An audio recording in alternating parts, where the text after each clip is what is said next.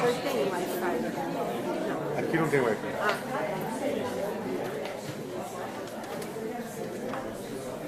A nossa segunda sessão de hoje tem como tema a terapia cognitivo-comportamental, conhecida entre os aficionados também como TCC. A gente trouxe esse tema para este workshop por ser, entre todas as modalidades terapêuticas no âmbito da psicologia, a mais bem sucedida no tratamento de dependentes químicos e de transtornos mentais, né? Então, para falar sobre esse tema, nós convidamos a psicóloga Laura Fracasso. Quem não conhece ela, é formada pela Universidade Metodista, especialista em dependência química pela Unifesp, atualmente professora lá na USP, na FEBRACT, e além de tudo isso, por 17 anos ela foi a coordenadora técnica da fazenda do trabalho do Instituto Padre Arthur, ok? Então eu gostaria de chamar agora a Laura aqui para contar para a gente como é que surgiu essa história de TCC, né? Como é que funciona, né? E explicar que isso não é um trabalho de conclusão de curso, né? Legal? Bom dia a todos.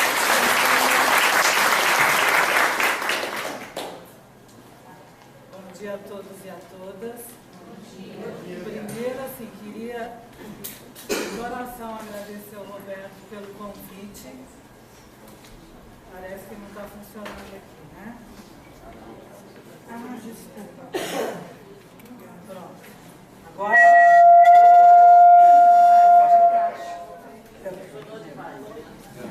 Funcionou demais, né? Acho que agora está... Bom, então, retomando. Bom dia a todos e a todas. Primeiramente, eu queria agradecer de coração ao Roberto. E, na verdade, quando ele me convidou, né, eu imaginei, bom, venho conversar com as pessoas do Grupo Amor Exigente. E quando eu chego aqui, é lógico que sempre quando eu venho para um grupo, eu sei que eu vou encontrar algumas pessoas que em algum momento eu passei pela vida delas e elas passaram pela minha vida. E hoje não foi diferente, né? Então, além do prazer de estar aqui, podendo compartilhar com vocês, mas tem também o prazer afetivo de reencontrar algumas pessoas, e pessoas que às vezes no dia a dia, né, na caminhada da gente, a gente não consegue ver com a frequência que a gente gostaria, e aí a gente acaba se encontrando aqui. Então, meu obrigada 2 vezes por esse convite. Quando me foi pedido para falar sobre a TCC, e como o Roberto colocou para vocês, ela vem se mostrando como uma, né, das abordagens que tem tido uma maior efetividade no tratamento não só da dependência química, que a gente vai focar a questão da dependência química, mas para vários outros transtornos. Inclusive, ela começa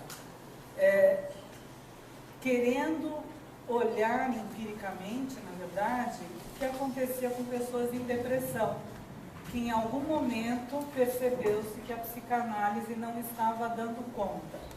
E aí o que eu quero deixar bem claro é assim, né? Muitas vezes a gente fala, uma técnica, uma abordagem é melhor do que a outra. Então, assim, a gente não tem que ir por esse caminho. A gente tem que ir pelo caminho qual vai responder melhor aquilo que a gente precisa cuidar. Se naquele momento é essa abordagem que cuida, que tem mais efetividade, como a dona Mara acabou a palestra dela dizendo, né, o quanto é efetivo o trabalho de vocês, é a mesma coisa na psicologia. Então, eu prefiro me considerar aquela terapeuta que vai olhar para essas dificuldades que a gente vive na comunidade, nos grupos, no consultório, e vai tentar buscar aquilo que melhor responda naquele momento para aquela pessoa. E o que é fundamental a gente considerar? Não é o que a gente acha, é o outro. É o indivíduo que veio buscar ajuda, né? Porque, na verdade, a gente recebe pessoas de diferentes histórias, com diferentes necessidades. Então, eu digo que essa abordagem é uma abordagem que precisa muito da nossa sensibilidade, da nossa interação com o outro. Diferente, às vezes, de alguma técnica, onde a relação ela é mais distante, até porque a técnica pede isso, né? Nessa abordagem, como a gente trabalha muito, é o indivíduo que veio buscar ajuda, né? Porque, na verdade, a gente recebe pessoas de diferentes histórias, com diferentes necessidades. Então, eu digo que essa abordagem é uma abordagem que precisa muito da nossa sensibilidade, da nossa interação com o outro. Diferente, às vezes, de alguma técnica, onde a relação ela é mais distante, até porque a técnica pede isso, né?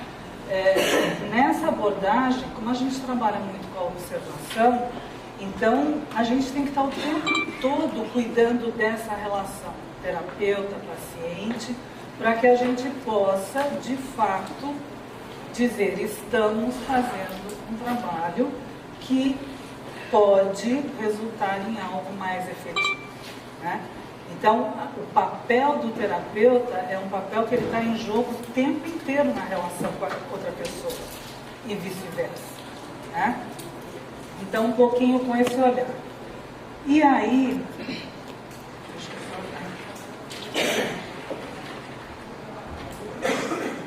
então, eu trouxe algumas coisas que vocês já sabem há bastante tempo. Eu vi que tem, inclusive, algumas informações no próprio site do Amor Exigente, mas a gente pensar um pouquinho.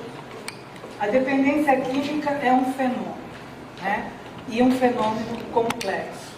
Tanto é que nós estamos aqui num sábado conversando a respeito, né? Por quê? Porque a gente sabe que a gente precisa estar o tempo todo nos atualizando, aprendendo, querendo entender melhor.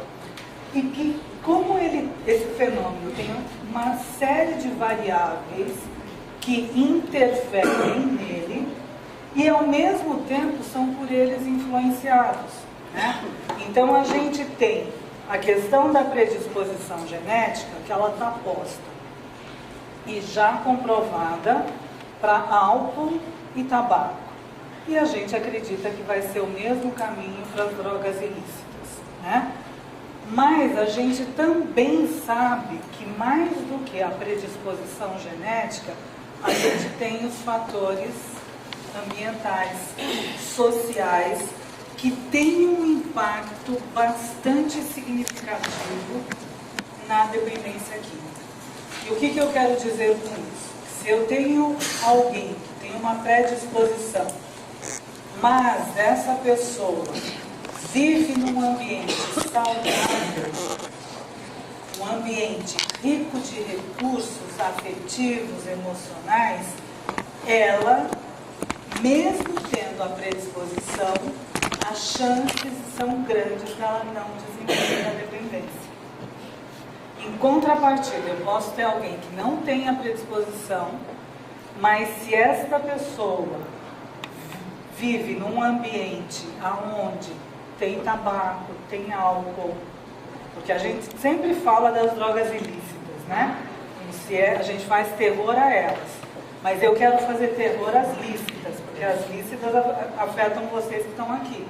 Porque eu senti a diferença do perfume da sala no momento que eu cheguei para depois que vocês voltaram do intervalo.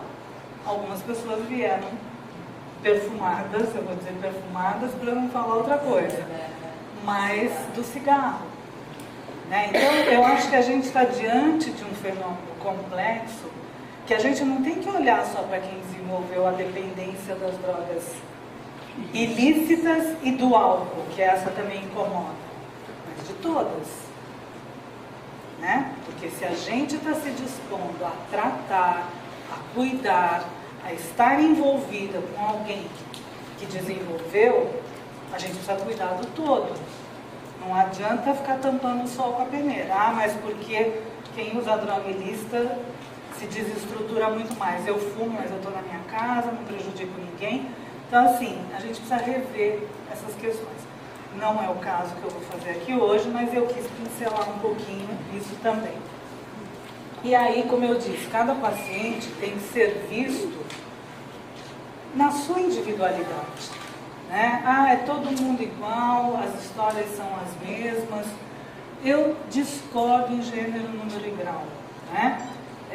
Talvez a pessoa, quando ela chegue até a gente, seja no consultório, seja quando eu trabalhava com o Padre Haroldo na comunidade, eles chegam parecidos, ou seja, desestruturados, inseguros, agressivos, mas eu digo que isso é o que mostra muito por fora. E o nosso desafio é olhar o que está por trás disso, porque tem uma história de vida que essa pessoa carrega. Ela tem uma história familiar, ela tem uma história das experiências que ela fez até o momento. Então, ela traz uma individualidade que é um nosso grande desafio olhar para isso. Mesmo quando eu trabalhava na comunidade, né, que a gente trabalha muito mais enquanto grupo, mas isso não significa que eu vou pôr todo mundo no mesmo lugar, né? Eu olho para as pessoas, eu reconheço as pessoas, né? Eu sei o nome, eu sei coisas daquela pessoa que transformam ela naquela pessoa que ela é. E não, ela é um dependente e dependente é tudo igual. E por que eu estou fazendo tanta questão de introduzir a TCC dessa maneira? Porque foi assim que ela começou, com a observação, o olhar para as pessoas, né? Por que para algumas pessoas funciona determinada técnica e para outras não? Por que a psicanálise não estava dando conta de algumas questões, de alguns transtornos? Então, eu quero ajudar a gente a olhar isso, né? De que a gente realmente tem que olhar para aquele ser humano que está ali, né? E conseguir entender que a gente vai ter como objetivo principal, quando eu olho essa individualidade, que ele mude os comportamentos. Porque ele vem apresentando vários comportamentos que estão facilitando cada vez mais o uso de substância. E a gente quer fazer o processo inverso. Eu lembro que eu sempre dizia, né, na comunidade, a gente tinha no crachá dos residentes, em busca da minha recuperação, eu me comprometo a agir como se fosse, e aí a gente fez uma dinâmica com eles, onde eles foram listando. Quero ser amigo, quero ser pai, quero ser generoso, quero ser higiênico, quero ser solidário, quero ter compaixão. Eles foram dizendo várias qualidades que eles gostariam de resgatar, que eles já tinham tido, e que no ambiente de uso de droga, aquilo foi se perdendo. Alguns diziam assim, mas se eu vou agir como ser, porque eu não sou. Isso é teatro.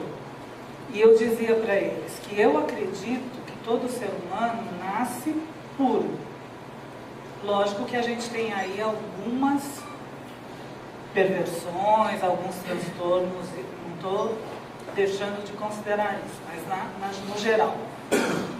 E que o dependente de tanto praticar atitudes ilícitas, autodestrutivas, ele incorpora aquilo como se ele fosse aquilo.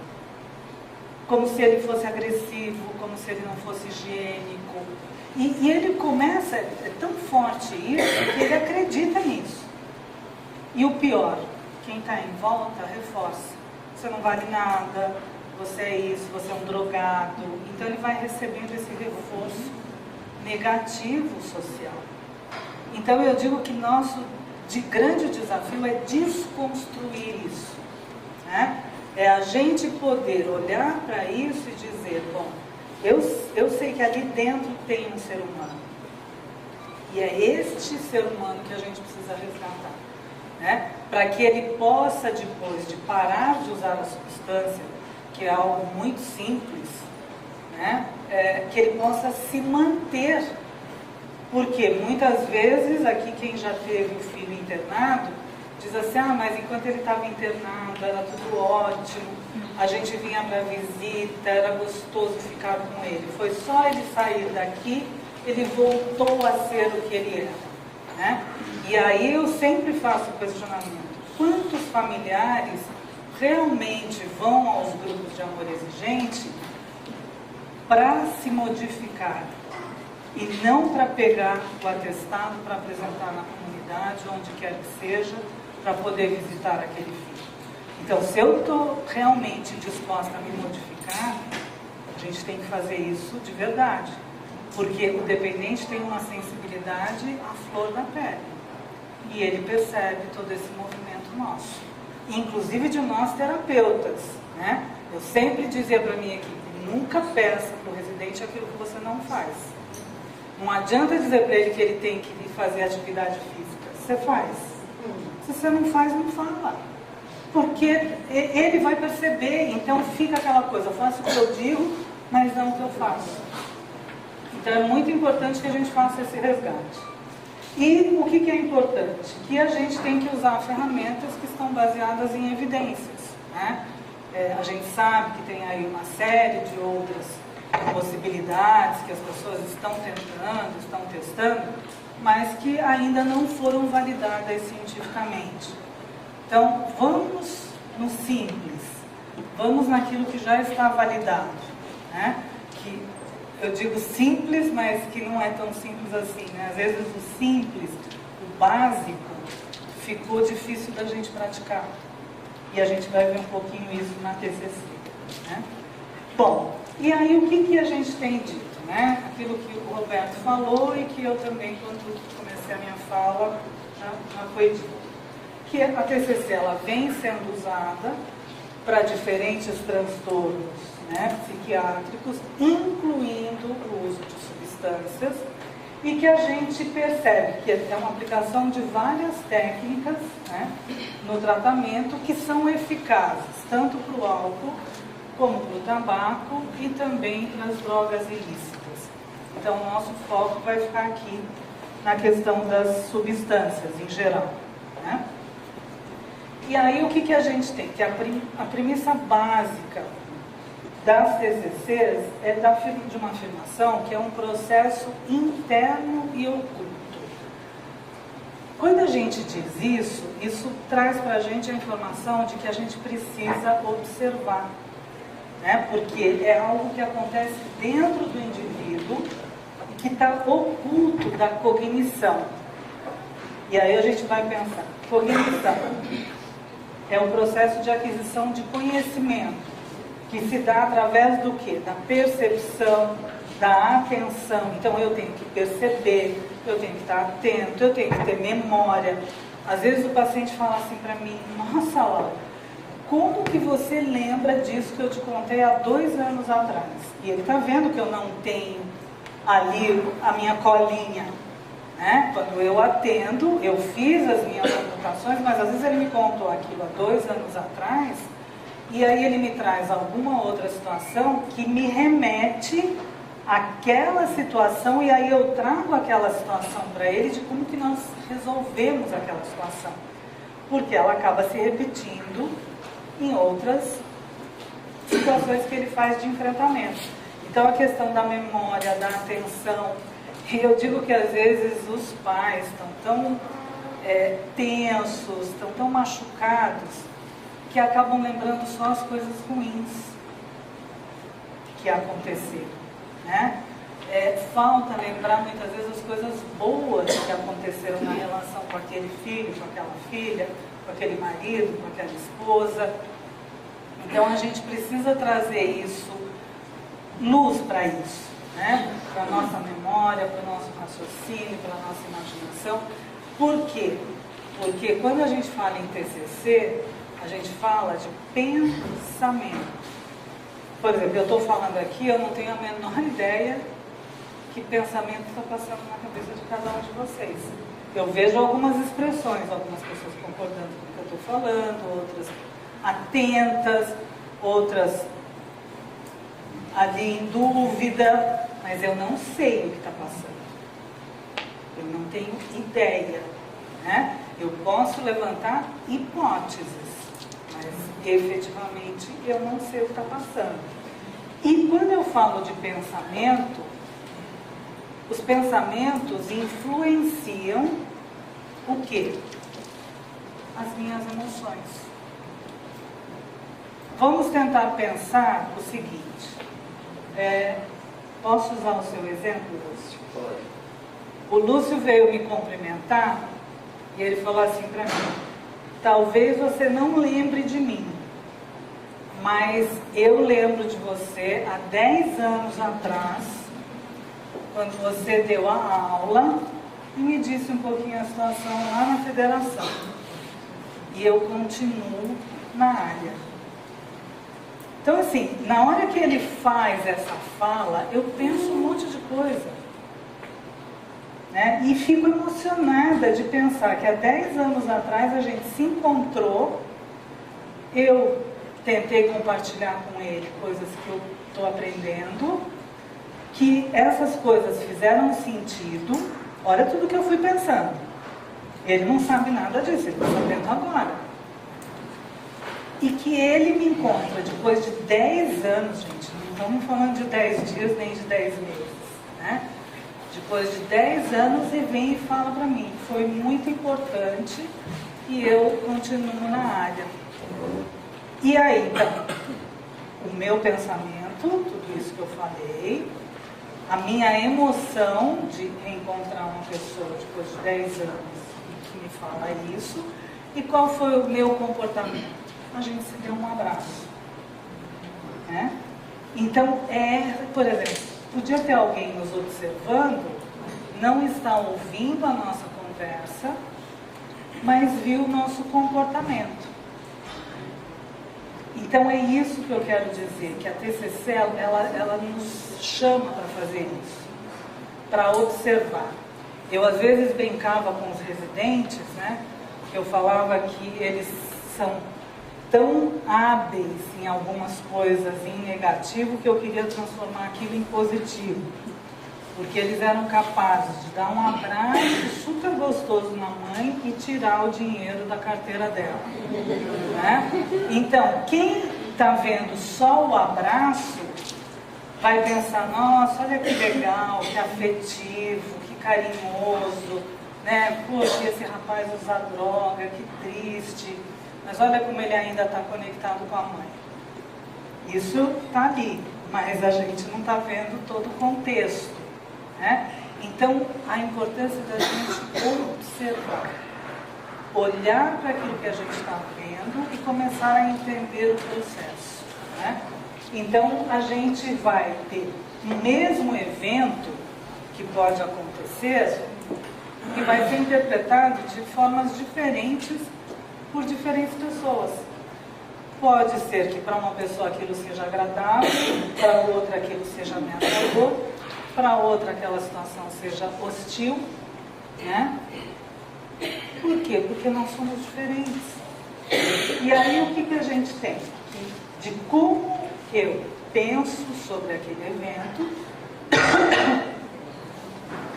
eu vou demonstrar algo. Então eu posso estar satisfeita, amedrontada, enraivecida, e diante daquilo que eu senti, eu me comporto. E no meu comportamento eu posso ser espontâneo, retraída, posso ser agressiva.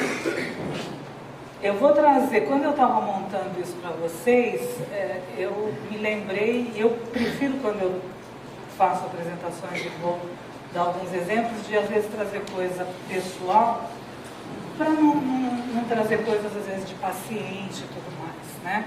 Porque eu sempre digo, a nossa única diferença é que eles usaram droga e eu não, né? Porque a gente sofre, a gente passa pelas mesmas coisas e a gente está junto, na mesma linha, né? Somos seres humanos. Eu perdi meu pai com 8 anos de idade, por um erro médico, né? E como foi erro médico, passou por autópsia. Só que assim, com 8 anos, eu lembro de ter ouvido a palavra autópsia, mas eu lembro que aquilo não foi uma coisa... Já estava difícil sentir a dor da perda, que eu também não entendia direito o que era a morte, porque era a primeira vez que eu perdi alguém próximo, né? Eu já tinha perdido gato, cachorro, mas nunca tinha perdido um ser humano.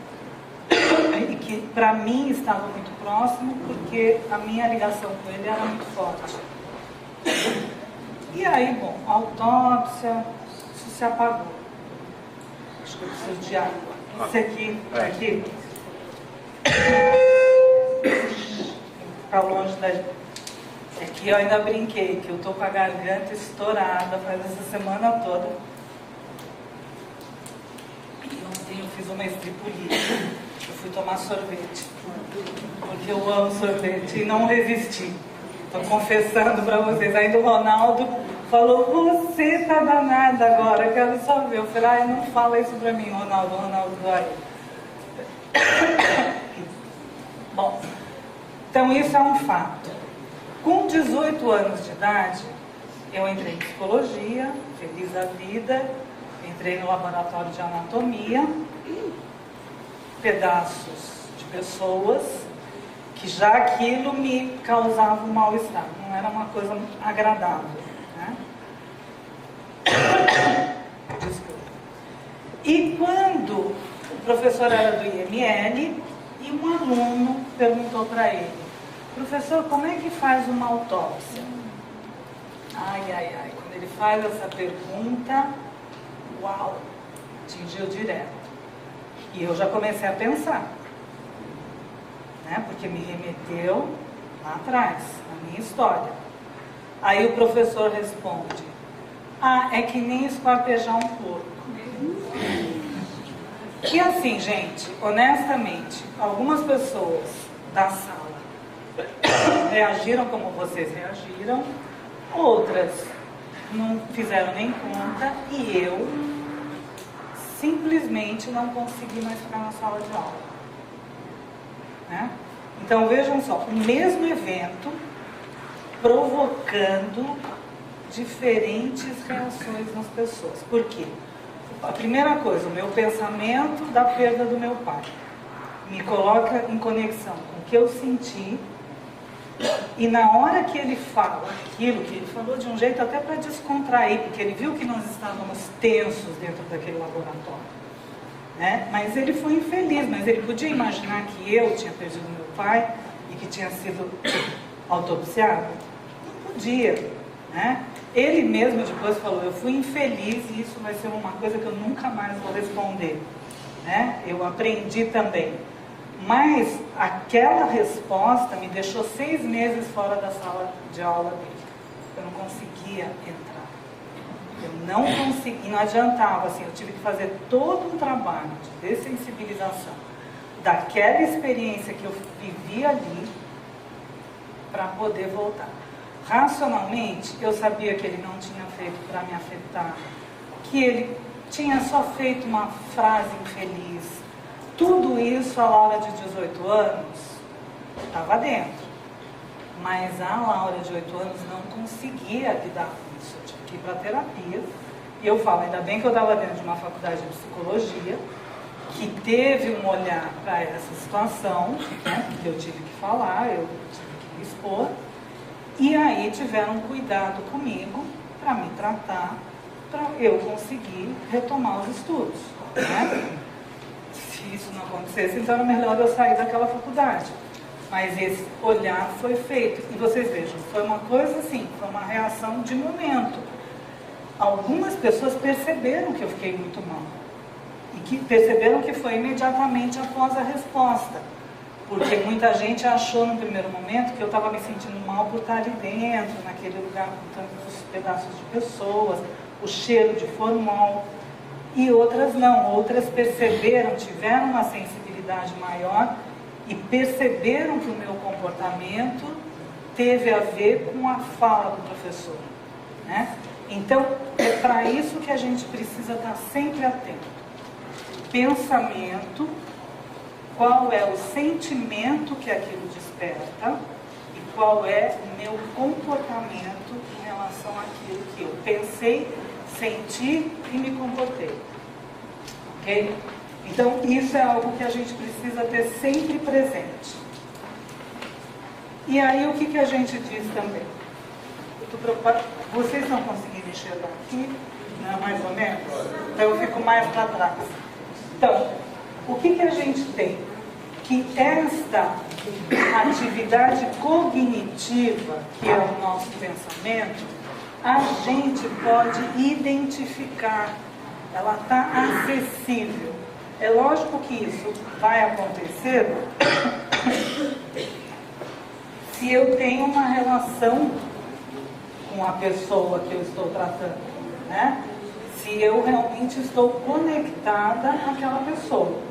Então a gente vai identificar, e o que eu percebo no consultório, percebia quando eu trabalhava com o Padre Haroldo, que muitas vezes a pessoa tem o comportamento, então a gente observa o comportamento.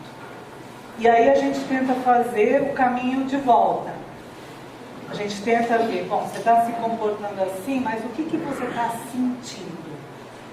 Tinha residente que estava tão desconectado com o sentimento por conta do uso de substância, que eu digo, a droga ela anestesia tanto a dor como a parte boa. A pessoa não sente. Que às vezes ele falava para mim, Laura, eu não sei dar nome do que eu estou sentindo. Eu falava, não tem problema, não vamos ficar preocupados com o nome. Tenta então me dizer se você sente alguma coisa física. Aí às vezes eles falavam, vai me dar um aperto no peito, outros diziam, me embrulha o estômago. Então eu ia por aquilo que era também físico, que podia estar presente ali, que às vezes era mais acessível do que dar rótulo. A gente fazia pesquisa para eles poderem pesquisar o que era sentimento, quais são os sentimentos. A gente fazia teatro sobre isso, para ajudá-los a identificar que sentimentos eles podiam estar experimentando. E depois, diante daquilo que eu senti, o que eu pensei. Então a gente fazia esse caminho ao contrário, né? Porque muitas vezes o que eu pensei não está consciente. Vou dar um exemplo de uma pessoa de consultório. Eu atendo uma paciente que está na faixa de 50 e poucos anos. Ela chegou para mim, meu filho é usuário de drogas, ele foi internado. E aí, no período que ele ficou internado, ela estava realmente muito desestruturada e veio pedir ajuda. Encaminhei para o grupo, então ela estava no grupo de amor exigente na cidade dela, e veio no atendimento comigo. Esta mulher foi abusada, ela tinha 6 anos de idade. E isto estava apagado da mente dela. Né? Em vários trabalhos, várias atividades que a gente foi fazendo, porque ela trazia um comportamento na relação com o marido, na questão de afetividade.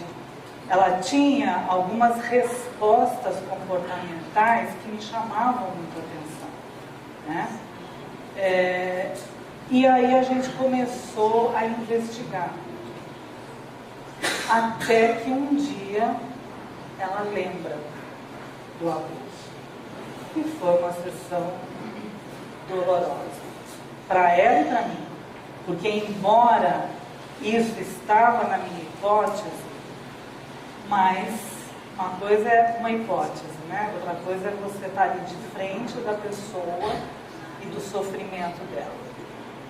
Então, com ela, a gente foi fazendo atividades para poder chegar no que é que gerava aquele comportamento agressivo, arredio, de não conseguir que ninguém tocasse, porque não era só com o marido, era com os filhos também, né? Então, mas ela falava, eu não entendo, eu amo meus filhos de paixão, eu daria a minha vida por eles, mas eu não consigo.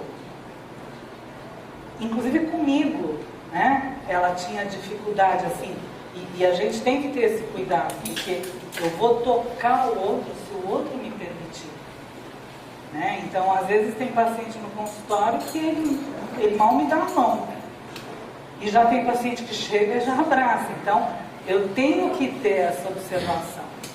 E a gente fez todo esse processo para chegar no entendimento de que ela, né, para isso vir para o consciente de que ela tinha sido abusada por um motivo de 6 anos de idade, né? E aí depois a gente começa a trabalhar. Só que por mais doloroso que isso foi, de alguma maneira trouxe um alívio para ela.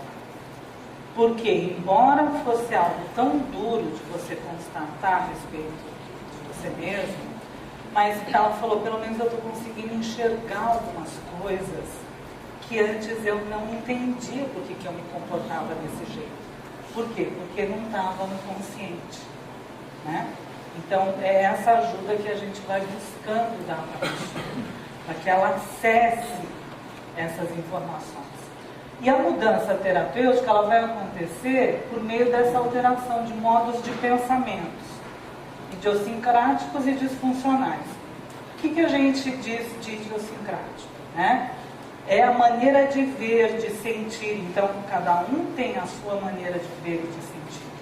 E muitas vezes a gente tem comportamentos disfuncionais diante disso. Mas por quê? Porque tem um pensamento aqui que está disfuncional, né? E que me dá uma emoção, e essa emoção me dá um comportamento. Gente, até aqui tudo bem? Tá dando para a gente entender? Porque eu falo que às vezes de tão simples que é, fica difícil de entender, né? Então, o que a gente tem? Que os dois principais índices usados para a gente avaliar mudança é a cognição e é o comportamento, né? Então, a gente vai acessar, porque eu digo, o sentimento, ele tá ali. Às vezes eu falo, ai, que raiva, eu não queria sentir isso. Mas ele sente, né? Agora, o que eu posso mudar? Minha cognição, e posso mudar o meu comportamento. Quando a gente fazia grupos de sentimento com os residentes, tinha residente que falava assim, então se eu trabalhar raiva no grupo, eu nunca mais vou sentir raiva. E eu falava, se você não sentir mais raiva, nós vamos te enterrar. Porque a gente vai sentir raiva, é um sentimento que vai estar sempre presente. A diferença é o que é que eu faço com a minha raiva, o que é que eu faço com a minha tristeza, o que é que eu faço com a minha alegria, né? Porque muitas vezes, até na alegria, eles faziam uso de substâncias. Então, é a gente entender, eu penso, eu sinto. E eu sempre dizia que o dependente, ele pensa, é tão rápido, pensa, sente, se comporta, que vira uma coisa só. A gente precisa pôr uma brecha, a gente precisa pensar antes de agir. Eu preciso entender o que eu estou sentindo. E na hora que eu entendo, o que eu vou fazer? Uma pessoa me desrespeitou. Eu entendi que ela me desrespeitou. Eu senti raiva, eu posso dar um soco na cara dela, ou eu posso ter uma outra atitude diferente em relação a isso. Mas eu tenho escolhas. E é isso que a gente precisa ajudar o dependente a entender. Ele tem escolhas, porque às vezes eles ficam com esse pensamento automático, eu sou assim, eu não vou mudar, comigo não tem jeito, não adianta eu me tratar, não adianta eu me internar, né? Isso já é um pensamento que a gente diz, é um pensamento automático, que não ajuda, que é destrutivo. Por quê? Porque está pondo a pessoa cada vez mais para baixo. Porque geralmente, quando a gente desenvolve um transtorno, os pensamentos automáticos, eles estão muito mais pro negativo do que pro positivo, né? Então, quando a gente pensa também que a gente pode identificar, por exemplo, no meu caso, na história lá do professor, eu lembro que eu transpirava demais nas mãos. E quando eu tentei entrar na sala de aula algumas vezes, mas era mais forte, eu não conseguia controlar. Então eu tinha uma perturbação emocional e fisiológica saliente. Eu começava a transpirar, eu começava a me sentir sufocada, eu precisava sair daquele ambiente. Então, às vezes, a gente percebe isso nas pessoas, que tem também uma perturbação emocional, alguma coisa física. Por exemplo, né, a dor de barriga que muitos dependentes reportam quando vão usar a cocaína. Muitas vezes eles falam, eu tive a mesma dor de barriga, sem estar indo para o uso.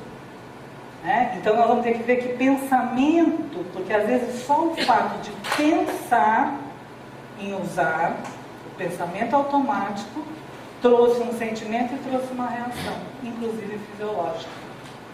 Então, por isso que eu digo, a gente recebe muitas dicas, depende de como a gente avalia e interpreta as dicas que a gente recebe. Né?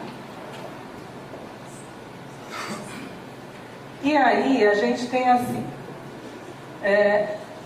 esses dois profissionais, eles agregaram em 3 classes 8 modalidades de terapias cognitivas comportamentais.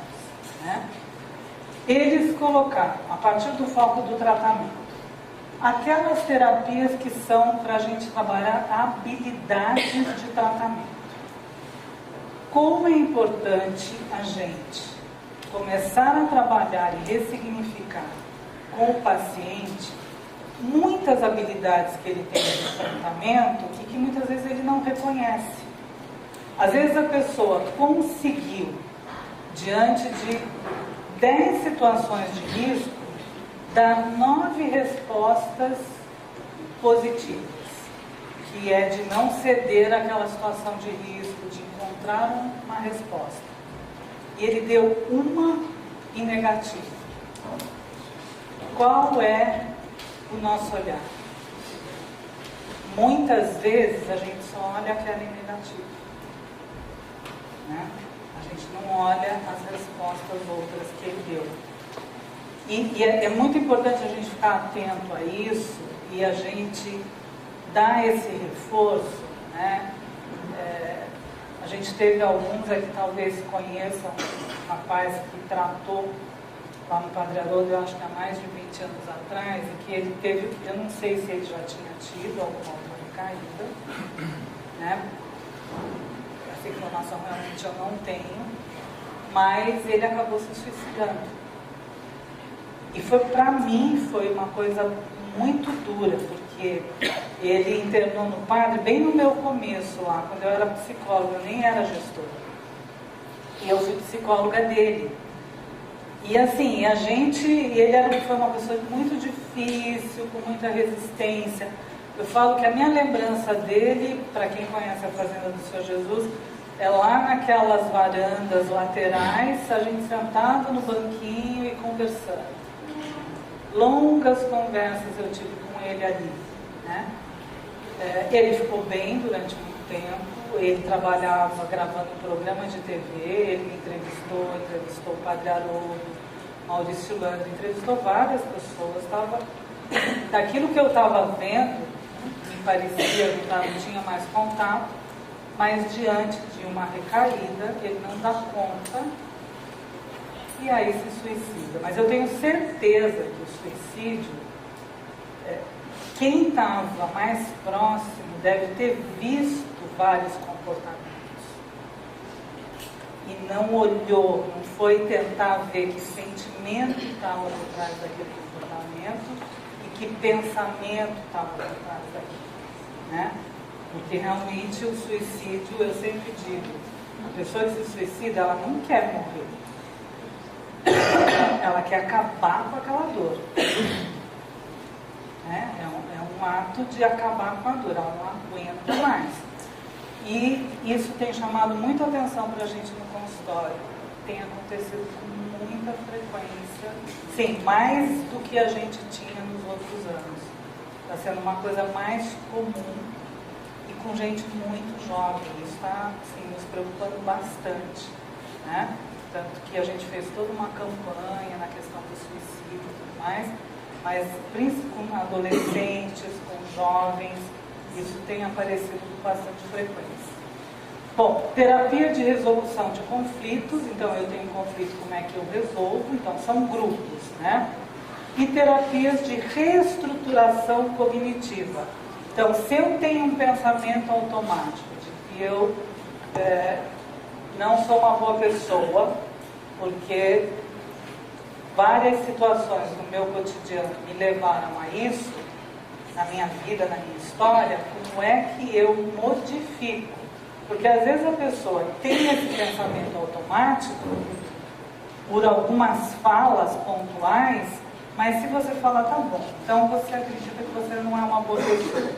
Me diga coisas que você faz aonde eu, pelo que você falar, vou dizer, realmente acho que você não é uma boa pessoa. Mas a pessoa não tem. Porque na verdade ela está mais agredindo a ela mesma do que os outros, né? Lógico que o que ela faz agride as outras pessoas, mas muitas vezes não é uma atitude voluntária, não é uma atitude premeditada que ela está fazendo no sentido de agredir alguém. E aí a gente vai falar um pouquinho do papel do terapeuta. Ele tem que ter um papel ativo, colaborativo, educativo.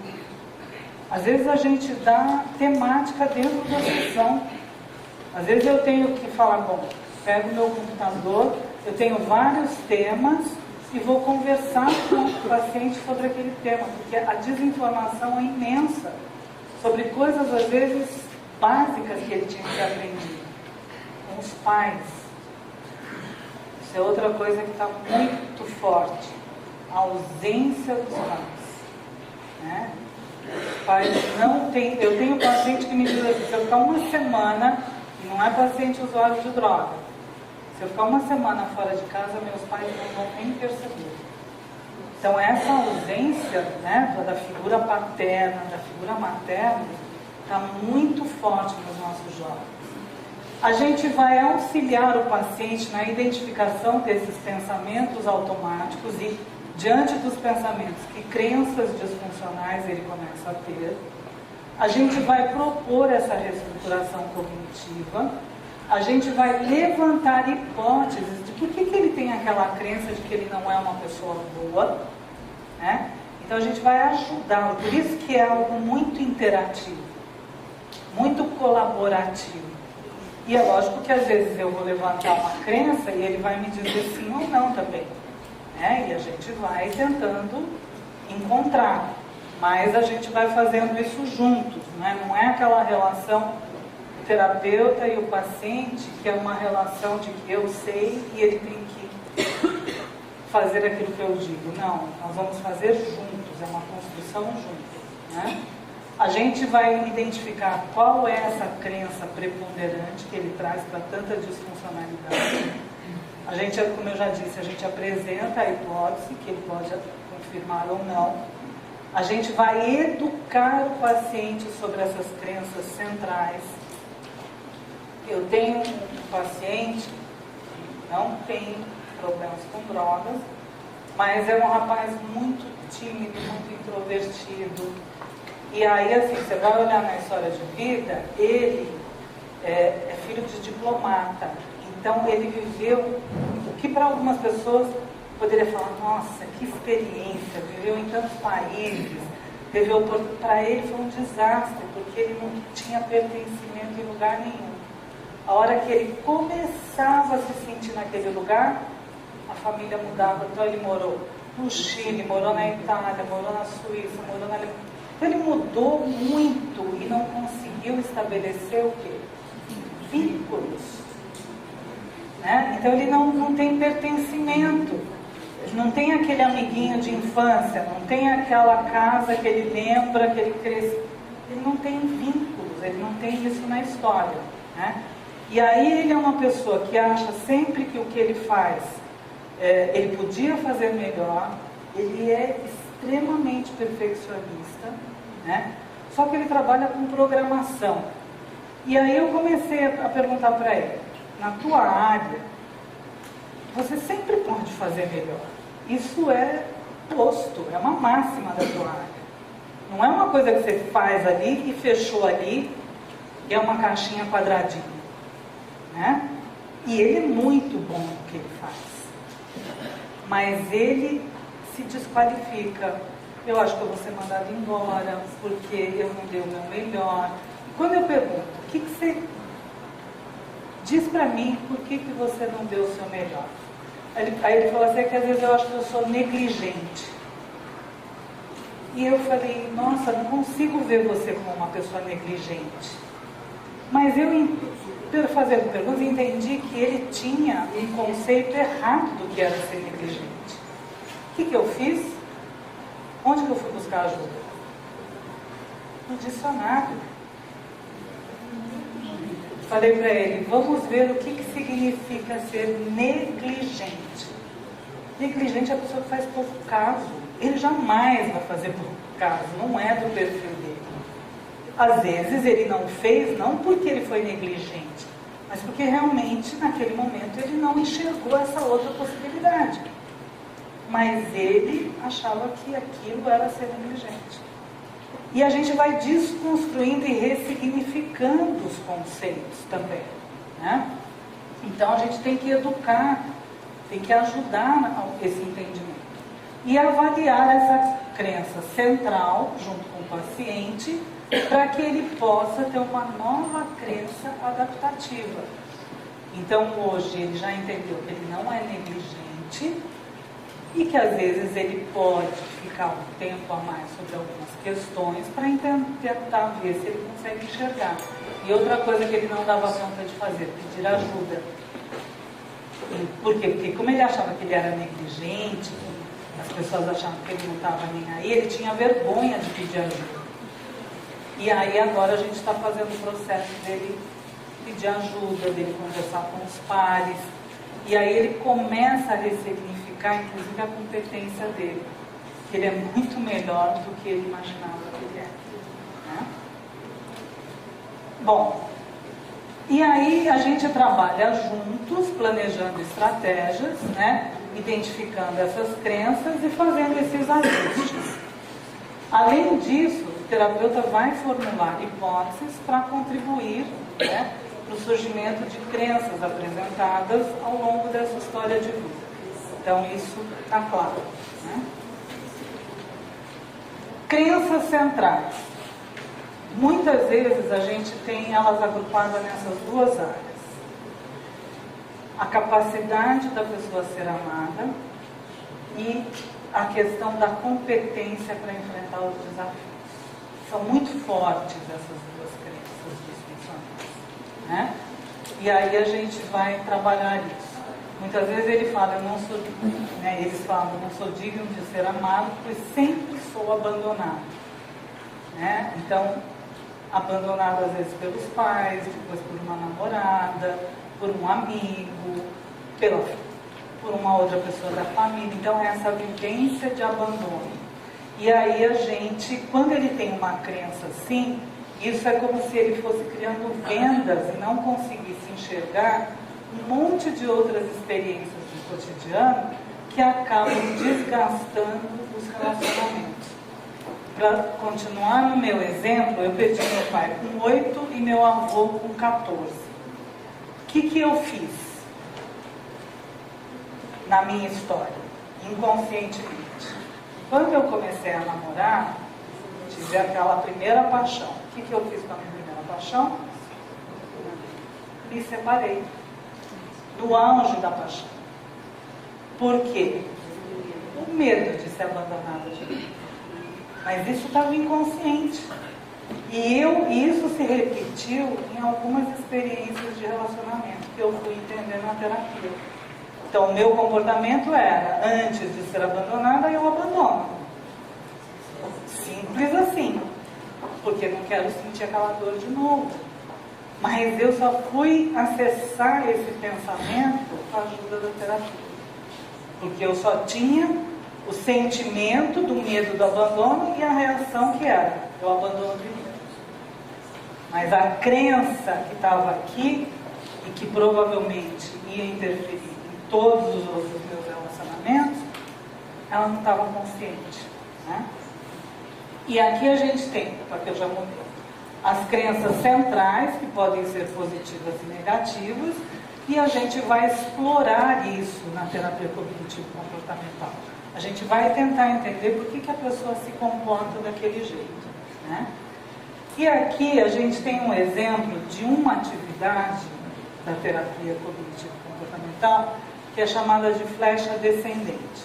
Vocês estão vendo aqui que muitas vezes a pessoa tem esse pensamento automático. Não posso pensar na ideia de sair e não usar com Caim, porque eu não vou conseguir me relacionar. Esse é um pensamento automático. Eu não consigo conviver com as pessoas. Então aí a gente vem tentando chegar na crença central. Por que ele acha isso? Porque ele acha que ele não consegue conviver com as pessoas. Por que ele não consegue? Porque ele acha que ele não vai conseguir amigos. Porque eu até coloquei ali, né? Sou desculpe o termo, um merda, porque eles falam isso pra gente, um incompetente. A crença principal, eu sou um fracasso. Então, olha, a gente faz a flecha descendente, né? Desse pensamento automático para onde a gente vai. Tá? Então, dando alguns exemplos. E aqui eu tentei, até eu trouxe o livro, aqui. E é um livro que são técnicas para grupos específicos, né? Porque aí eu pensei no público que eu ia. Então, olha, terapia cognitivo-comportamental em grupo. E eu acho legal, se alguém depois tiver curiosidade, quiser aprofundar mais, porque eu listei aqui umas 10 técnicas que são utilizadas. Eu tenho 10 minutos para falar das 10, então 1 minuto para cada uma. Olha o desafio, mas eu vou conseguir. E aí eu tenho, por exemplo, eu posso pedir para o paciente registrar os pensamentos automáticos que ele tem. Com esse paciente que eu disse para vocês, eu fiz isso. Ao longo do dia, da hora que ele acorda, no trabalho, que pensamentos automáticos ele tem. Para a gente poder fazer uma fotografia da mente. Tanto que, se o Ronaldo estivesse aqui, eu ia pedir para ele me dar uma ajuda. Tem a Maria Laura também que faz yoga, né, meditação, o quanto a gente precisa esvaziar a mente. Aí tem gente que acha que esvaziar a mente é pensar em alguma coisa. Não. É literalmente esvaziar, é não pensar em nada. Né? Porque a gente precisa descansar.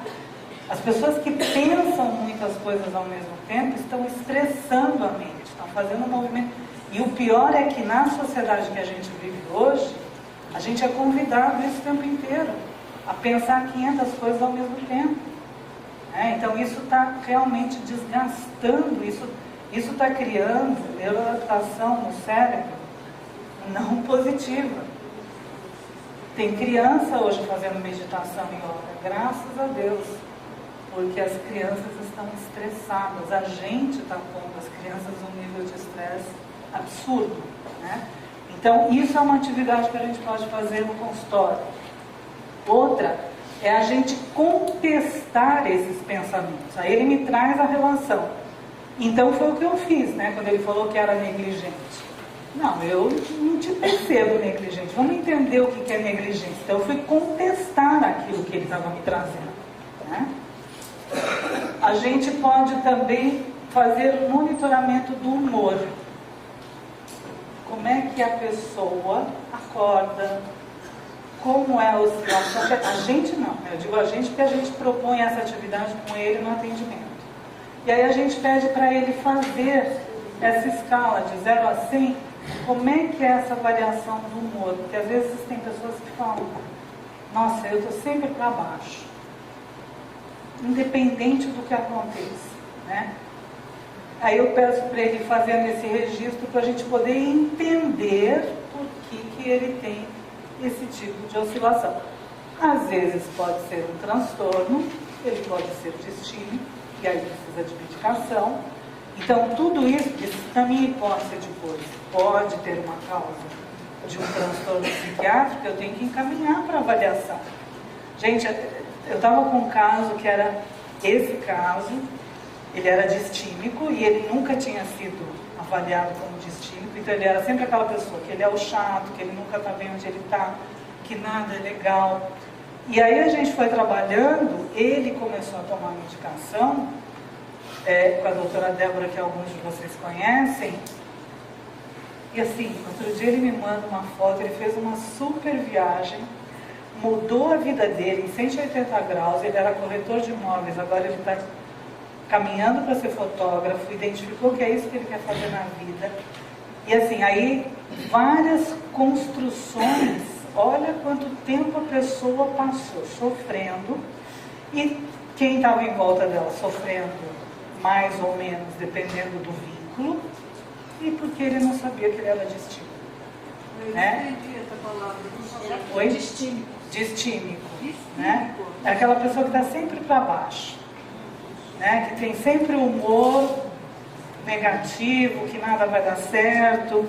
E ele veio para a gente depois de uma separação, né? E isso motivou ele a procurar ajuda. Mas aí a gente viu que aquele quadro que se apresentou no final do casamento era um quadro que fazia parte da vida dele como um todo, né? Depois a gente tem essa hierarquia emergente, né?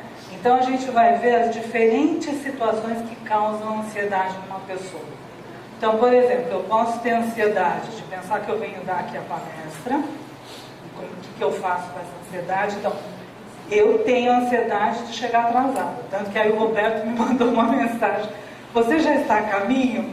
E eu falei, sim, né? Porque se é uma coisa que eu não suporto é chegar atrasada nos lugares. E como eu não gosto de fazer isso com ninguém, não gosto que façam comigo. Me aborreço demais quando as pessoas se atrasam comigo, né? Então, essa é uma situação que me provoca ansiedade. Porque se de repente eu venho, pego estrada, se eu pego um acidente, então tudo isso pode gerar ansiedade. Então o que eu tento fazer? Eu tento minimizar as possibilidades de me colocar em situações que me trazem ansiedade. Eu fiz tudo em São Paulo, sou de Campinas, para poder já acordar aqui na cidade, né? Em vez de pegar a estrada. Então, quando a gente vai identificando o que traz ansiedade, a gente vai tentando, bom, para esse tipo de situação, o que eu posso fazer para me ajudar? Né? Então, é um pouco essa questão dessa hierarquia que está colocada aqui. Monitoração de atividades. Eu peço para o paciente, eu quero que você me traga, às vezes, alguns que já foram internados, eles falam assim, que nem o cronograma lá da comunidade, eu falo igualzinho. Eu quero da hora que você acorda, da hora que você vai dormir, você vai me escrever tudo que você faz. Porque eu posso também, além dele me dar tudo o que ele faz, eu também posso pedir como que ele se sente fazendo aquilo. Né? Então aí a gente vai enriquecendo ainda mais. Resolução de problemas. A gente precisa ajudar as pessoas a identificarem os problemas. Tem gente que às vezes está no problema e não consegue nem entender como é que ele é, o que faz. Então a gente vai destrinchando, né? Vamos tirando daqui, vamos olhando ali, vamos olhar para isso juntos e a gente vai fazendo uma nova reconstrução. E o nosso desafio não é encontrar a resposta certa, porque a gente não tem a resposta certa. Bom, é isso aqui. A hora que eu chegar, pode ser que para aquela pessoa não seja. Foi para mim e para aquela pessoa não é. Então eu não tenho que pensar que eu tenho uma resposta única. Ela é única a partir da construção que a gente faz. Mas eu não tenho a mesma resposta para a ansiedade, para ela, para ele, para ele.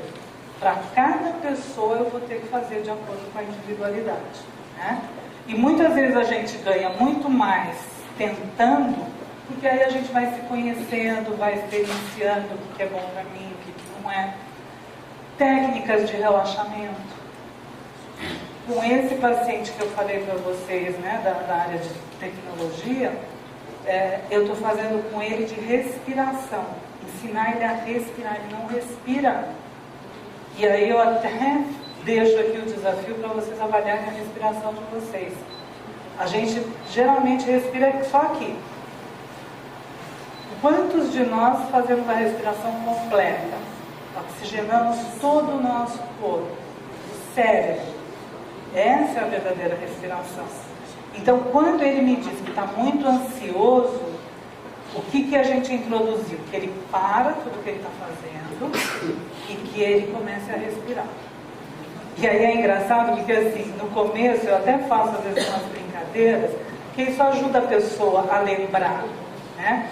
Eu tenho um paciente que hoje está morando fora do Brasil e ele já estava sem drogas ilícitas e álcool há 10 anos, quando ele chegou para mim, e agora ele já está há 12 e parou agora em agosto, 2 anos que ele está sem cigarro. Uau! Foi um desafio para nós dois isso. Mas ele conseguiu. E a maneira de conseguir era olhar para a respiração dele e começar a tentar fazer caminhada no Ibirapuera. Ele dizia para mim, as primeiras vezes eu odiava você. Eu estava lá no Ibirapuera e pensava, o que eu estou fazendo aqui? Eu não consigo correr 100 metros. E ele foi nadador profissional. O contraste, né? Só que o recurso é buscar aquela memória dele esportista, porque a hora que ele começa a exercitar, aquela memória também tem coisa boa, né? Bom, só para encurtar a história, hoje ele é maratonista, ele está morando fora do Brasil por trabalho, ele está treinando com o pessoal da Nike e vai fazer triatlo. 2 anos, nem 2, porque agora no final de agosto. Aí eu tanto insisti, porque ele é extremamente ansioso para que ele procurasse yoga, meditação. Mandei ele uma vez para um retiro que eu disse que a sessão que ele fez depois do retiro eu tinha que pagar para ele, porque eu chorava de rir de como foi a experiência dele no retiro. Era de morrer de rir. E aí agora ele foi, depois de 2 anos, procurou yoga, virou fã da yoga.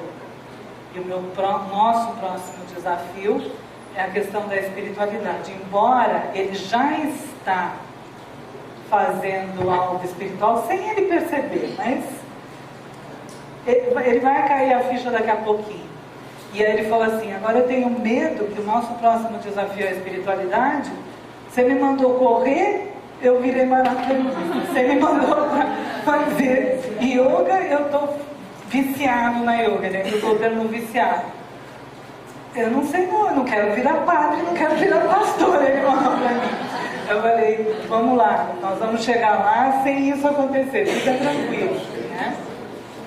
Avaliação de riscos, então, quando a pessoa se sente ameaçada, por que ela se sente, que tipo de sentimento traz, qual é o pensamento. Então a gente vai fazendo toda essa construção com eles também. A questão de protocolo de tratamento, assim, eu vi que várias coisas funcionaram. Então eu tenho que fazer esse registro para eu ir tendo um estudo daquele caso, inclusive compartilhando isso com outra profissional, que a gente na área, a gente tem que ter supervisão, né? A gente lá em Campinas, toda terça-feira, nós somos 3 colegas, a gente se reúne, discutimos os casos que a gente está atendendo, para a gente poder se ajudar. Então a gente tem que ter tudo isso registrado, o que está sendo eficaz para uma pessoa e para outra não, que caminhos a gente está seguindo. Então, e o indivíduo tem que saber disso, porque o protocolo não é meu. É meu porque eu faço o registro e está ali, mas é dele, a respeito da vida dele, né? E ele vai tendo esse entendimento. É como se fosse um quebra-cabeça que a gente vai vendo tudo aquilo que é eficaz no tratamento que a gente está fazendo juntos, né? E a gente fala da prevenção da recaída. São exercícios que a gente vai desenvolvendo habilidades para fazer a prevenção. Eu não chegar no momento do uso da substância. Então, todo esse olhar, e tem vários, né? A gente tem livrinhos que tem exercícios de identificar os sentimentos, as situações de risco, que respostas de enfrentamento. Tem um que é um relógio, que a gente pede para eles pintarem os horários mais críticos de uso. E tem gente que fala assim, Laura, eu pintei o relógio inteiro, e agora? Aí eu digo, tudo bem, você pintou o relógio inteiro porque você está num uso extremamente comprometido. Mas mesmo você usando a qualquer hora do dia, você tem aquele período que para você é o que você tem mais forte, que aquele momento que você quer usar? Eles têm. Eles identificam. E aí qual é o nosso desafio? Ajudá-los a construir atividades para esses períodos de risco. Porque no cérebro vai ser acionado o botãozinho de que naquele horário ele está usando droga. Se a gente não puser alguma outra coisa no lugar, os neurônios mandam uma mensagem. E aí ele está em situação de risco. Então a gente tem que ajudar a desconstruir isso. A gente tem que ajudar o cérebro a fazer uma neuroadaptação. Hoje a neurociência está ajudando muito a gente nisso. Que a gente pode, inclusive as técnicas orientais, e isso é dado científico, né? Lá na Unifesp, o pessoal que trata estresse pós-traumático, que são pessoas que foram abusadas, que sofreram sequestro, que perderam filhos, que tiveram algum trauma muito forte, né? Essas pessoas estão sendo tratadas com esporte, atividade esportiva, seja ela qual for, e técnicas orientais. Lutas orientais, meditação, yoga. Por quê? Porque disciplina o cérebro. A gente consegue ver hoje que essas técnicas modificam o funcionamento do nosso cérebro. Isso é fantástico. E a gente precisa disso com o dependente, né?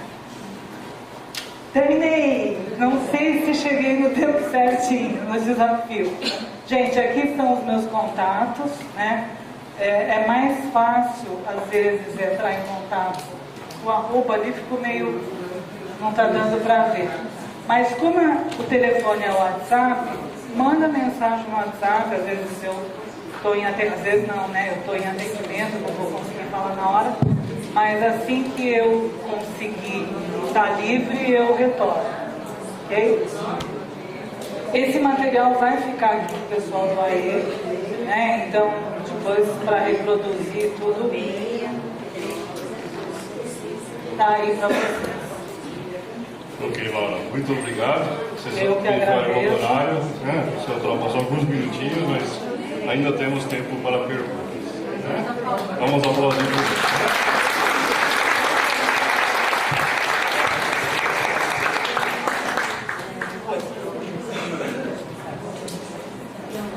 Quem quer fazer perguntas?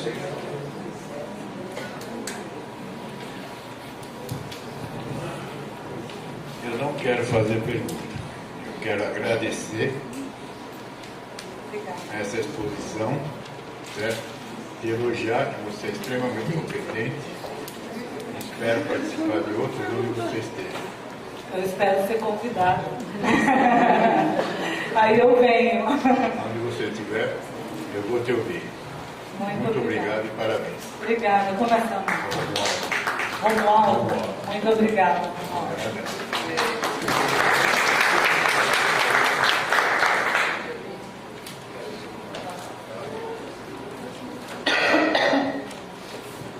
Quem mais quer fazer perguntas, comentários? Sim.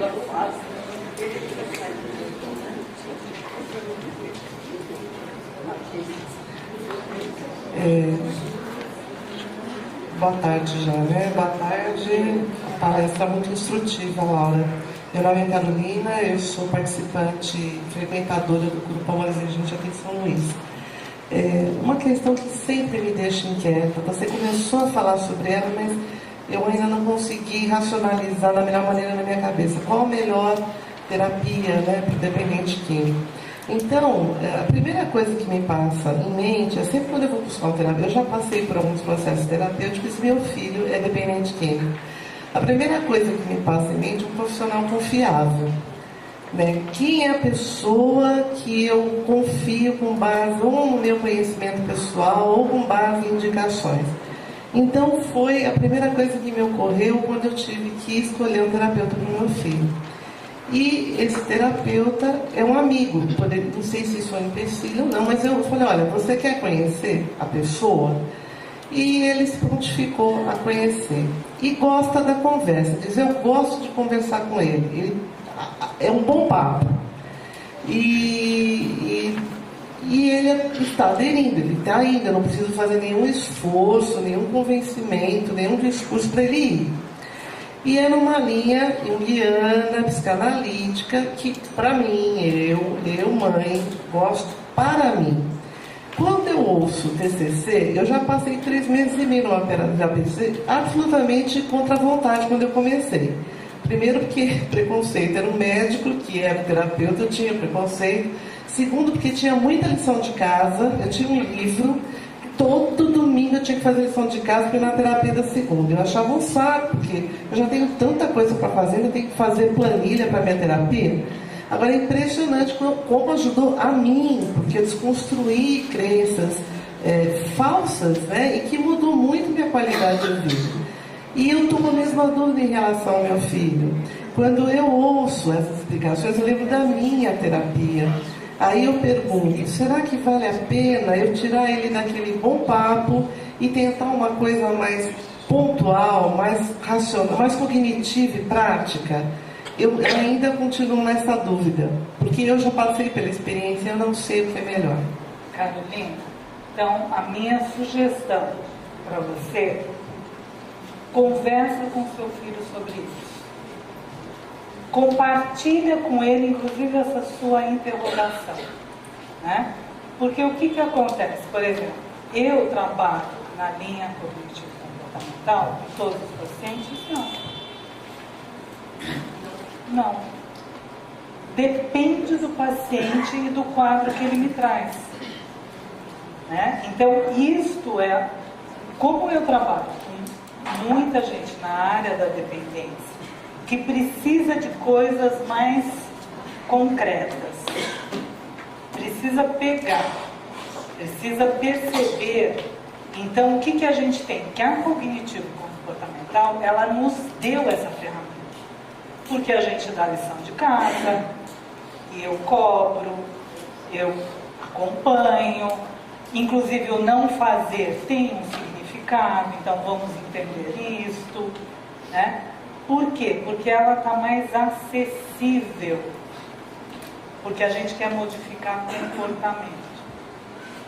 Se a gente entrar com muitas questões mais abstratas, mais interpretativas, né? Eu também gosto muito do Jung, mas às vezes a pessoa não acompanha. Eu fui acionada para ajudar uma família, eu não conhecia a família. Tem um rapaz que foi meu paciente, que é amigo dessa família, para ajudar na internação de um rapaz que tinha tido uma overdose, convulsionou, estava internado e que precisa, assim, um médico fez o pedido de uma internação involuntária para ele desintoxicar. Porque assim, ele, se não tivesse o irmão, na hora que aconteceu, ele teria morrido. E esse irmão ficou muito impactado, prestar socorro, tentar carregar o irmão e não conseguir, de tão pesado. Foi uma coisa assim que a família inteira está muito mal diante desse quadro. Eu indiquei um lugar que eu uso como recurso quando precisa de uma internação involuntária, e eu fui lá visitá-lo. Ele nem me conhecia, mas como eu fiz uma indicação, para mim é como se eu tivesse assinado embaixo.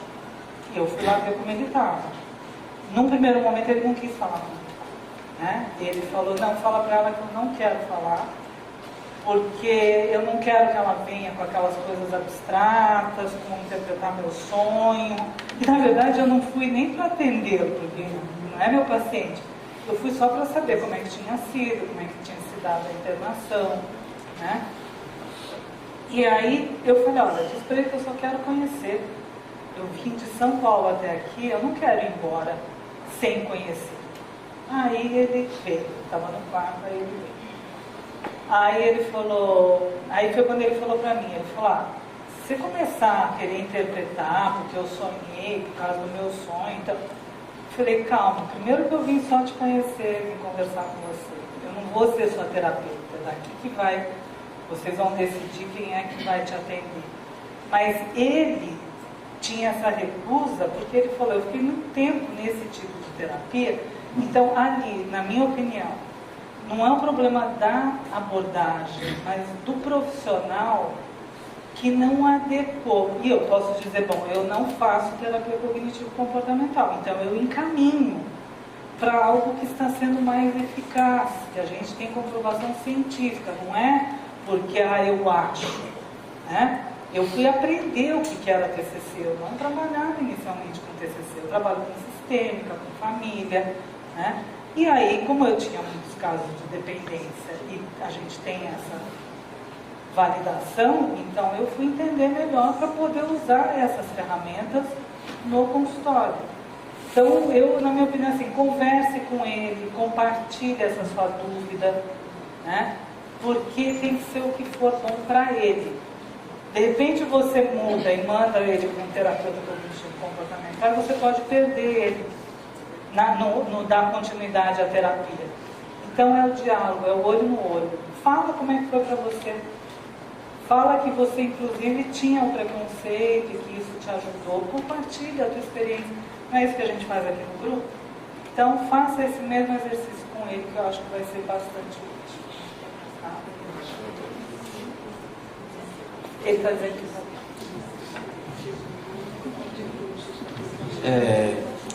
a gente tem 60 dependentes na comunidade. A participação familiar não dá 15% desses 60 que estão internados. isso é triste. Né? Isso não por falta de motivação, mas porque parece que a coisa está meio assim. O problema é dele, que eu sou droga foi ele, né? E a família, muitas vezes, aquela que não está dentro do programa de recuperação, ela quer resultado automático e certificado de garantia. Né? E isso não existe. De a vida toda, do tempo indeterminado. Exatamente. Então, eu queria te fazer uma pergunta, como assim, como eu disse no começo. Lá atrás, quando você falou, e até hoje eu não esqueci, existe o registro automático de memória, que é a memória RAM. Então, o ambiente familiar, quando ele não é modificado e o residente, ele volta para casa e se depara com as mesmas situações, com as mesmas falas e com o mesmo ambiente hostil, né, a família se torna fator de risco para recaída. A probabilidade do dependente sair da clínica, que a clínica é o espaço terapêutico. Ele tem horário, ele tem disciplina, ele tem reunião, ele tem terapia de grupo, ele tem atendimento individual. Então, ele dentro da comunidade, ele tem um tratamento, né, terapêutico. Da hora que ele acorda, da hora que ele até que vai dormir, com horário, regras e disciplinas, né? Quando ele volta para casa, né, ele não tem mais isso. Então eu queria falar para você, qual é a probabilidade em porcentagem desse dependente ficar bem? Porque eu tenho pessoas que vão para casa e não voltam para a chácara porque não querem morar em casa. Gente, e o que é pior em relação a isso que ele está dizendo é que muitas famílias se recusam a acompanhar o tratamento com essa fala. Eu não sou doente, eu não tenho nada com isso, o problema é dele. Eu, quantas vezes ouvi de pai de adolescente, eu tirar minha cervejinha da geladeira, quem não pode beber é ele. Você ficou louca.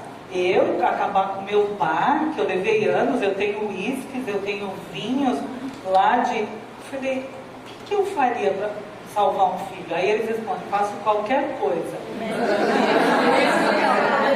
Que engraçado, o que é qualquer coisa? Que ele faça qualquer coisa, não eu. Porque eu não vou abrir mão do meu barzinho, da minha cervejinha na geladeira. Tinha pai que falava para mim, não, daqui 5 anos ele pode tomar uma cervejinha comigo, não pode? Então assim, isso para mostrar o nível de falta de informação, mas o que me doía Porque ter falta de informação, isso não é problema nenhum, desde que a pessoa queira aprender. Se ela quiser aprender, ok, vamos juntos, as famílias estão machucadas, estão sofridas, né? Eu falo que eu tenho um sonho que é montar uma comunidade terapêutica para a família, para a gente passar uma semana juntos, fazendo atividades familiares. Eu vi isso fora do Brasil, e eu digo assim, isso seria um negócio muito legal se a gente tivesse condição de fazer. Outra coisa é a questão da possibilidade de terapias familiares, além do grupo. O grupo é condição, mas o grupo, ele tem um formato e ele vai responder aquele formato, em que a terapia não vai atingir aquelas expectativas, e vice-versa. Então eu sempre digo que a dependência química, como a gente falou lá atrás, é tão complexa que a gente precisa aliar vários recursos, e recursos eficazes, científicos, né? A gente não tem que falar, não, se eu faço isso, não preciso fazer isso. Por exemplo, tem gente que fala para mim, eu faço terapia, não preciso ir no grupo. Não. Você faz terapia e eu quero você no grupo. Tem gente que fala, eu faço no grupo, não preciso... Por exemplo, eu tinha funcionário que falava, eu trabalho em comunidade, não preciso ir para o grupo. Então, você diz bem, você trabalha. Aqui você não está se tratando. Você vai se tratar no espaço de tratamento para dependência. Aqui é seu trabalho.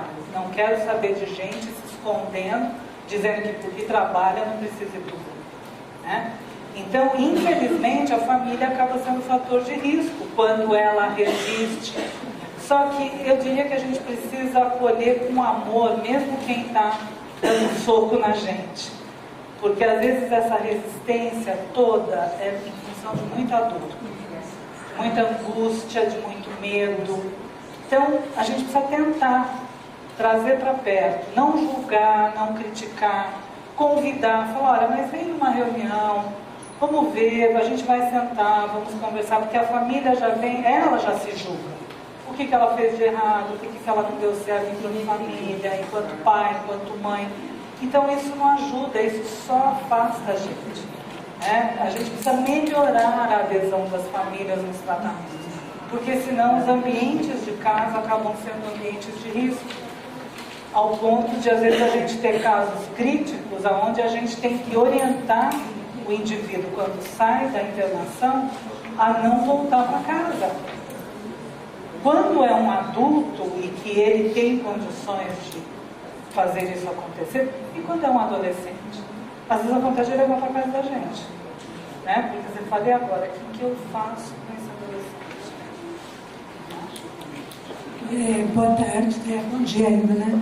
Meu nome é Isabel e eu acho que eu vou contribuir. Ai, não sou eu aqui, não fui eu que passei reto. Eu achei que fosse. Não, fui eu. Então eu acho talvez eu contribua um pouco em relação ao que pensam que faz um familiar de um dependente químico. Eu tenho um filho único, está com 31 anos, está indo para a 6ª internação, e a primeira vez que ele foi pela via involuntária, depois de ele ter vendido a casa inteira. Eu chamei o pai, pegamos nossos recursos e pedimos para uma clínica mantê-lo, né, para ele se limpar, né, para ele desintoxicar. Porque na realidade, quando ele está no centro terapêutico, ele não está lá para se tratar, ele está lá para se desintoxicar. Porque na realidade, quando o paciente sai da clínica, quando o interno sai, eu tenho a visão que o trabalho é aqui fora, né, eu trabalho aqui com a família, e meu filho só tem eu, e eu só tenho ele. Então, na relação mãe e filho, eu sou uma codependente. E eu sei das minhas dificuldades. E eu sei que eu sou a primeira a recair. Então, quando meu filho vem, né, eu tenho um sério problema com o horário. É igual. Então, se meu filho fala assim, mãe, eu vou chegar 10 horas. 10 horas da noite eu estou em casa. Se passar 10:01, 10:02, eu já estou surtada. E a hora que ele chegar em casa, com certeza ele vai sofrer o estresse, porque eu já estou estressada. Olha o drama que é. Então, desde a primeira internação dele, em 2006, forçada, Eu fui para tratamento, eu estou até hoje em tratamento. Né? E não sei quando vou ficar bem. Já passei por vários tipos de terapia, passo na psiquiatria, estou medicada e eu vivo no estresse, porque eu nunca sei como vai ser o amanhã. Eu só espero que ele seja melhor do que hoje, porque hoje meu dia está sendo melhor do que foi ontem. Né? E eu espero que amanhã seja um outro dia. E eu tenho fé, né, em Deus, que Ele pode tudo. Eu não posso, eu não sou Deus, eu não vou conseguir salvar meu filho. Por quê? Porque ele não adere ao tratamento. Ele está na comunidade hoje por livre e espontânea pressão, porque eu tive que pressionar, porque senão ele não iria. Né? Mas lá ele já cria mecanismo para sair porque ele quer usar. Né? Porque ele não participa das reuniões em nenhuma casa, eu não sei, exceto a primeira. Né? Porque para ele me ver, ele teve que passar por várias terapias lá. Mas depois nas outras comunidades, nenhuma ele fez o trabalho terapêutico que deveria, né, fazer. E foi oferecido, porque tem muitas comunidades que têm um psicólogo, sim, dentro, interno, e exige que ele depois... Oi? Não, eu só queria... Não é bem uma dúvida, é mais um sentido, né, porque houve uma fala de que a família não se importa. E não é uma verdade, a família está muito doente. Né? Mas nesse sentido eu queria contribuir. Então, eu só queria fazer uma observação. Você disse, eu sou sozinha, só tenho meu filho só tem a... Você participa aqui do grupo? Sim. Então você não está sozinha. Não, mas isso é importante. conscientemente. Tá? Isto é importante, porque você se sente sozinha. Esse é o problema. O pensamento automático é esse. Eu sou sozinha e a gente precisa desconstruir isso com elas. Né? E depois, assim, a mudança primeira tem que acontecer em você. Né? Então, eu acho que ainda, a hora que você se sentir parte e começar a estar mais aberta para aquilo que as pessoas compartilham, para as experiências dela, para você levar isso para você, direto ou indiretamente isso vai afetar seu filho. Sim, né? eu tenho mudado, por exemplo, eu tenho uma hipótese diagnóstica para Asperger, então eu tenho muita dificuldade para relacionar. Eu nunca vi com essa relação. Então, mas aí não pode ficar só na hipótese. Sim. Tem que ir fazer uma avaliação com um profissional que não é nem um psicólogo, tem que ser um psiquiatra. Né? Para poder, por isso que eu digo, quanto mais a gente abre o leque para ajudas, mais a gente tem possibilidade de fazer a coisa acontecer diferente. Laura, Oi. eu sou Vanessa, eu faço parte aqui do Grupo São Luís, né, de Amor Exigente. Sou uma voluntária, 12 anos já que eu participo. E você agora acabou de falar a respeito da idade, né, dos dependentes químicos. Eu faço parte do grupo que atende os pais, familiares internados, né?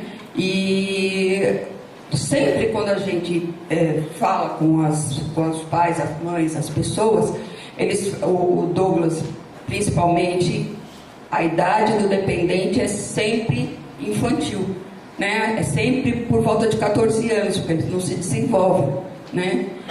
Então eu não entendi essa colocação que você fez. Se for um dependente mais velho, se ele tem uma mentalidade mais nova, né? Vai ficar difícil, assim como um adolescente. Tá certo ou não? Fala qual foi a afirmação que eu fiz.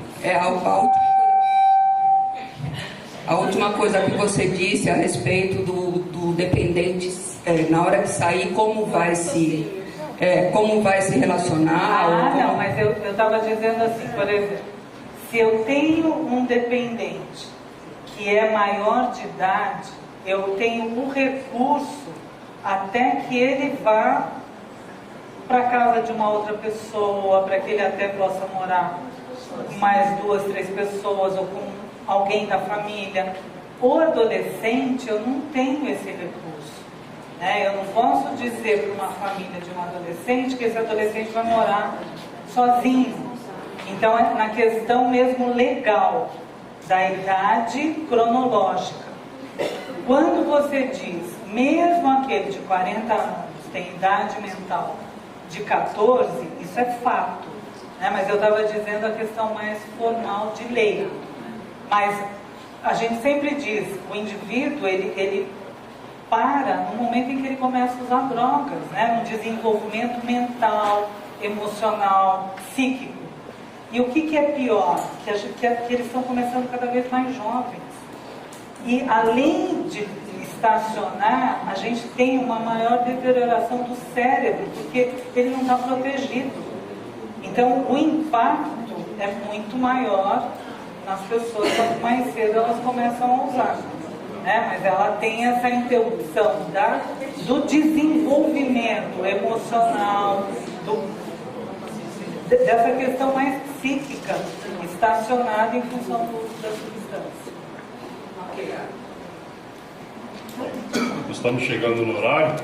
Eu queria só, para fechar a tua fala, talvez colocar aqui uma pergunta para deixar o teu recado, talvez em palavras menos formais. A TCC, né, difere, né, essa minha, o meu entendimento, né? Quando a gente fala em psicanálise, o profissional está empurrando o paciente a buscar os porquês dos problemas dele, né? E ele não consegue, com isso, muitas vezes não consegue descobrir porque ele tem um problema mental ou está afetado pelo uso de substâncias, né? Enquanto que na TCC ele consegue fazer um uso prático, né, daquele material que você está dando para ele. E isso seria uma forma correta da gente, como voluntários, descrever isso ou não? Então, na verdade, quando o Roberto fala na psicanálise, o profissional está empurrando, né, eu não diria isso. Eu digo assim, Freud é meu ídolo. Porque o que ele fez, ninguém fez. Tudo que foi feito foi depois dele. Aí vocês vão falar, a Laura é psicanalista. Não, a Laura não é psicanalista. E eu entendi que eu não seria psicanalista, porque quando eu me formei, há muitos anos atrás, existia ainda essa coisa muito conservadora da psicanálise. Como, por exemplo, se eu encontrar o meu paciente na rua, eu não cumprimento.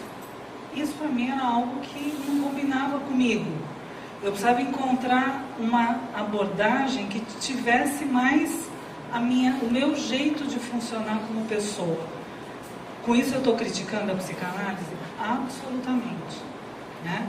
Eu acredito, inclusive, que muitas vezes a questão da TCC, ela traz o indivíduo, como eu disse até, para o concreto, para o aqui e o agora, que é o que ele dá conta. Porque senão é tanta informação na cabeça dele que ele não dá conta. Que até pode acontecer um outro momento da vida dele. Por exemplo, eu tenho pacientes que depois que trataram com TCC, depois se encontraram em outra linha. Por isso que eu respondi para aquela mãe, fale com seu filho. Né? Porque, por exemplo, quando eu fui fazer terapia, quando eu entrei na faculdade, a gente tem como pré-requisito ir para terapia. E eu tinha um sonho, porque tinha um professor e todo mundo falava que ele era ótimo, que isso, que aquilo. E eu falava, gente, mas eu não vou conseguir pagar o que ele cobra. Bom, eu sei que eu falei, bom, eu tenho que tentar. E eu consegui que ele me desse um horário e fizesse um valor que dava para o meu bolso. Não aconteceu. Eu não me senti... Eu sonhei tanto em fazer terapia com aquele professor que quando eu fui, a coisa não acontecia. E ele era tão bom profissional que a gente discutiu isso. Porque ele viu o processo. E aí ele mesmo me encaminhou para um colega dele no mesmo consultório. E aí a coisa aconteceu diferente. Por quê? Porque nós somos diferentes. Então, tem pessoas que vão caminhar bem na TCC, tem pessoas que vão caminhar bem em outras abordagens. O que a gente tem aqui para dependência química, a TCC e para outros transtornos psiquiátricos, tem sido muito eficaz, porque ajuda no aqui e no agora. Tanto que é uma terapia mais breve, né? Não é uma terapia a longo prazo, enquanto a psicanálise é a longo prazo. Outras abordagens são a longo, porque precisam que seja a longo prazo. A gente vai trabalhar com tarefas, a gente vai cumpre, não cumpre, como que faz. Em outros momentos a gente não vai fazer isso, né? Então, que fique isso, que as abordagens são importantes e válidas.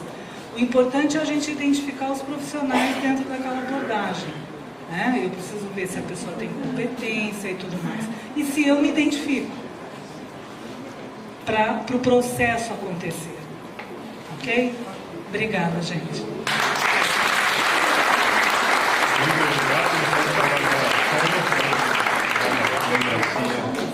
Um presente, sinal de gratidão pela tua enriquecedora apresentação.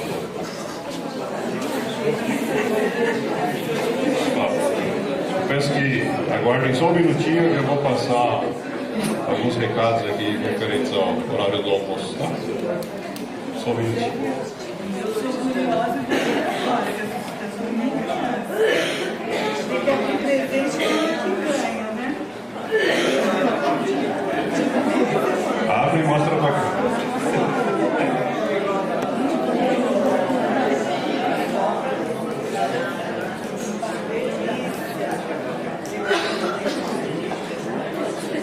Uma salva de palmas para nós.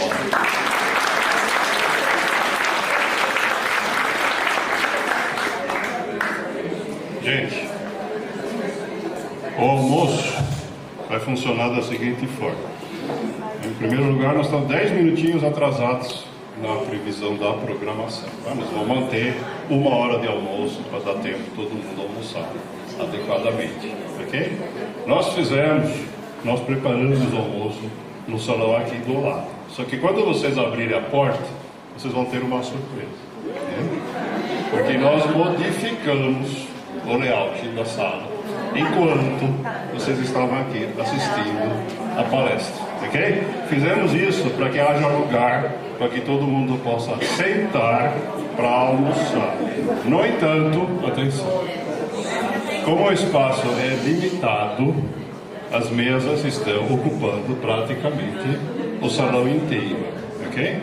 O buffet, onde a comida está à disposição de vocês, ele está na outra ponta do salão. Então, o pedido é para que vocês saiam de forma gradativa e já formem uma fila para se servir primeiro e depois sentem nas mesas para comer, ok? Desta forma, os últimos da fila também vão encontrar lugares disponíveis, ok? Outra coisa que eu queria recordar é o seguinte: este centro comunitário onde nós estamos agora, ele só tem um acesso, que é por onde vocês entraram, ok? Esse lugar, ele está sendo permanente vigiado por voluntários aqui do grupo. Nós fizemos uma escala, então tem gente lá o tempo todo vigiando. Além disso, nós temos câmeras de segurança, ok? Então vocês podem ficar tranquilos e deixar seus pertences aqui, não precisa levar para a fila, tá bom? Então continuamos exatamente dentro de 1 hora. Obrigado.